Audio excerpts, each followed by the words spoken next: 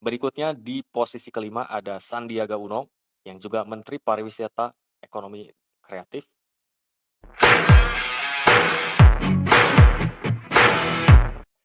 Hasil surveinya sebesar 1,9%. Ini, menarik ya, Sandiaga Salahuddin Uno, 2019 sebagai calon wakil presiden bersama Prabowo Subianto. Sandiaga Uno juga mantan wakil gubernur DKI Jakarta 2017 sampai 2019. Masuk dalam bursa capres-cawapres ini meskipun 1,9%, tetapi hasil ini cukup baik ya. Ini 5 besar kategorinya karena di peringkat 5. Apa saja modal yang dimiliki Sandiaga Uno?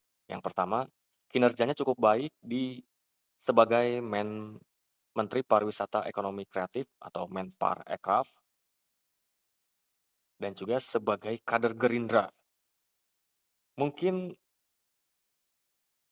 responden atau masyarakat Indonesia melihat Sandiaga Uno ini sebagai kader Gerindra, sehingga banyak kader Gerindra yang juga menginginkan Sandiaga Uno sebagai calon presiden atau calon wakil presiden.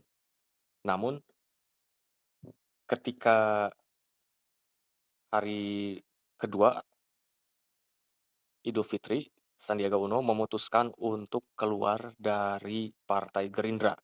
Dan kabarnya saat itu Sandiaga Uno akan gabung ke Partai Persatuan Pembangunan atau P3. Banyak yang menduga bahwa Sandiaga Uno ingin keluar dari Partai Gerindra disebabkan oleh ingin maju sebagai capres ataupun cawapres. Mengingat di Gerindra, Gerindra sudah memutuskan atau sudah mengusung ketua umumnya Prabowo Subianto sebagai calon presiden, sehingga menutup kemungkinan Sandiaga Uno untuk maju sebagai capres. Langkah yang bisa ditempuh Sandiaga Uno adalah ya harus keluar Partai Gerindra. Namun ketika wacana Sandiaga Uno mau masuk ke P3 dalam suasana lebaran pula, P3 memutuskan untuk mengusung calon presiden Ganjar Pranowo bersama PDI Perjuangan. Sandiaga Uno ketika itu masih intensif komunikasi bersama Pak Mardiono, PLT Ketum P3, bahwa Sandiaga Uno akan segera bergabung dengan P3. Mungkin harapan Sandiaga Uno adalah ingin diusung sebagai calon wakil presiden dari P3. Besar kemungkinan Sandiaga Uno akan menjadi wakilnya Ganjar Pranowo di koalisi PDIP dan P3. Namun kabar yang beredar, lagi-lagi kabar burung, kabar angin, kabar yang beredar, bahwa PDI Perjuangan menolak apabila wakilnya adalah Sandiaga Uno. Ibaratnya kalau mobil itu ngerem gitu ya, meng-cancel atau menunda untuk masuk P3. Bahkan saat itu hampir pasti Sandiaga Uno akan masuk P3 atau bahkan sempat dikabarkan Sandiaga Uno akan menjadi ketua umum P3. Nah, ini luar biasa ya.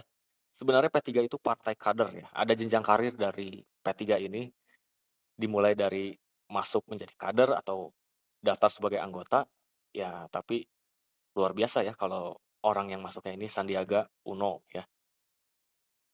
Baru masuk P3 sudah ada rumor bahwa Sandiaga Uno akan menjadi ketua umum P3. Bahkan digadang-gadang bahwa Sandiaga Uno ini adalah orang yang akan menyelamatkan P3.